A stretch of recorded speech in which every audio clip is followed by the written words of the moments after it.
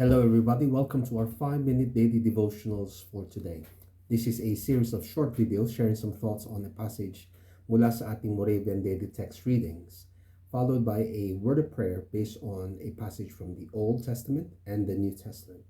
This is with the desire for us to go deeper in the Word of God and gain more experience in speaking to God in prayer. In our passage today from Matthew chapter 12, verse 33 to 45, we see here a very clear instruction from Jesus Christ concerning our walk with Him. In verses 33 to 37, we see here that Jesus is saying, "You shall know the truth, the tree." Malalaman mo raw kung ano yung puno by looking at its fruit.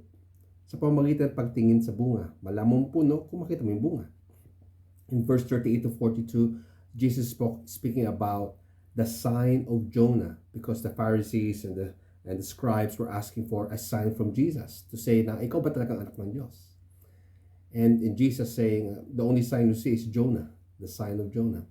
And in verses 43 and 45, this is a stark warning of how it is that we should continue on following Christ. Otherwise, an unclean spirit can return.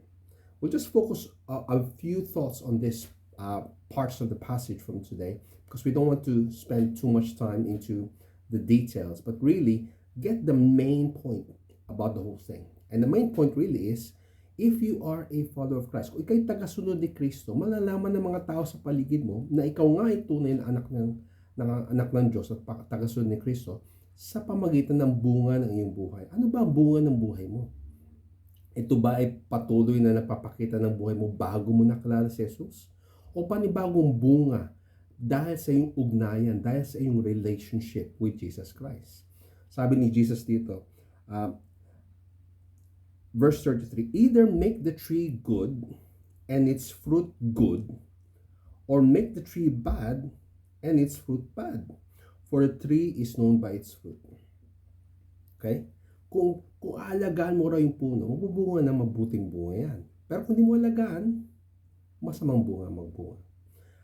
How do we treat our lives as a tree and make it good and bear good fruit if we are in relationship with Christ?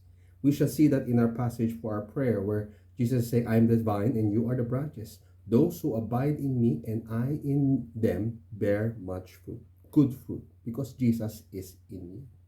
Now, Jesus even went on to say, from the abundance of the heart, kung ano naman ang puso mo, yun ang binubuka ng iyong bibig. From the abundance of the heart, the mouth speaketh. Kung maganda ang saloobin mo, dahil binabago ka, hinuhubog ka, ikay may ugnayan sa Diyos at ikaw ay unti-unti na binabago para maging katulad ni Kristo, ang lalabas sa mga labi mo ay mabubuting bagay. You shall know them by their fruit. Out of the abundance of the heart, the mouth speaks. Now, as I said, in spite of this, the scribes and the Pharisees, mga nagmamarunong sa salita ng Diyos, still asking for a sign. Paano na malaman ikaw nga talaga anak ng Diyos? Give us a sign. And the only sign that Jesus said was the sign of Jonah, where Jesus is pertaining to the 3 days and 3 nights. If you look at verse 14, the 3 days and 3 nights in the belly of the great fish, so will the Son of Man be there, shall be 3 days and 3 nights in the heart of the earth. Ito yung panahon na patapos mapako si Jesus sa krus at nilibing, on the 3rd day siya nabuhay na muli. That's the only sign. Kung di ka pa maniwala na si Jesus ay nabuhay muli mula sa mga patay, ano pang senyales, ano pang pahiwatig ang hinihingi mo mula sa Diyos? He is even greater than Jonah. He is even greater than Solomon, if you read the passage there. The point of the matter is, if your life is empty, sabi mo, tagasunod ka ni Kristo, pero ang buhay mo hindi nagbubunga, walang laman. The warning is, as Jesus mentioned in verses 41 to 42, in verses 45 onwards. Then it goes and brings with it 7 evil spirits, more evil than itself, and they enter and dwell there. The last state of that person is worse than the first. Ronald, napaka masalimuot naman na buhay yan. Oo. Pansinin mo, kung ikaw ay nagsasabi ikay tagasunod ni Kristo at hindi mo hinahayaan na dumaloy ang bagong buhay ni Kristo sa iyong buhay, ikaw pa rin ang susunod, ikaw pa rin ang naghahari. Mga tao sa paligid natin ay hindi nakikita yung bagong bunga ng iyong ugnayan kay Kristo. The evil spirits will come back. They'll say, walang laman. Malinis nga, kasi nilinis ni Kristo, pero walang laman. Hindi puno ni Kristo. Ay, pwede natin balikan. Kapatid, do not let the enemy come back into your life. Tinduwid na, nilinis na ni Jesus. Huwag mo hayaan na maging open door ang iyong buhay para balikan ka ng kaaway. But praise be to God. If Christ is in you, babaguhin ka na. At ikaw'y magbubunga ng mabuting bunga sa kalwalhatian ng Diyos at sa blessing at bilang blessing sa mga tao. If you look at Jeremiah, going to our prayer for today. Jeremiah chapter 17 verses 7 and 8. Blessed is the man who trusts in the Lord. Magtiwala ka sa Diyos. Magtiwala ka sa Panginoon. He is like a tree planted by water, and its roots by the stream. Does not fear. Wala kang takot na ikay matuyuan, ikay maubusan, because nananatili na dumadaloy ang life-giving water. And you are not anxious in the year of drought. Patuloy kang magbubunga.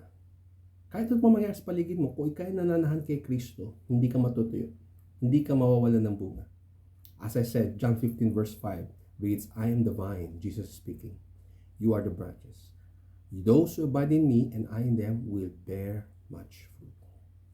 Tayo na tagasunod ng Kristo, manatili tayo kay Kristo.